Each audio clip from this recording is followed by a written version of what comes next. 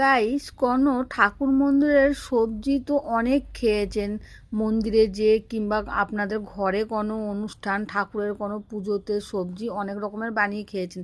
কিন্তু এরকমভাবে আলু বয়েল করে, এরকমভাবে সিদ্ধ করে, এরকমভাবে মশলা দিয়ে রান্না করে কি খেয়েছেন? না খেয়ে থাকলে এই ভিডিওটা আপনাদের জন্য। দেখুন কি কি মশলা দিলাম, এটা দেখে আপনারা বাড়িতে কোনো অনুষ্ঠান, কোনো পুজোর অনুষ্ঠানে এরকমভাবে বানিয়ে একবার হলেও ট্রাই করে সবাইকে খাইয়ে দেখুন। খুবই প্রশংসা করবে, খুবই খুশি হবে খেয়ে।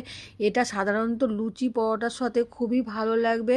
তো আমার এই ভিডিওগুলো কিংবা আমার এই রেসিপিগুলো আপনাদের কেমন লাগছে অবশ্যই কমেন্ট করে জানাবেন। আর ভালো লাগলে বন্ধু বান্ধবের সাথে শেয়ার করতে ভুলবেন না। লাস্ট ফিনিশিং আপনারা দেবেন কসুরি মেথি গুঁড়ো করা আর ধনেপাতা ছিটিয়ে দিয়ে এটাকে নামিয়ে নেবেন। আর গরম গরম এরকমভাবে পরিবেশন করবেন। দেখুন কত সুন্দর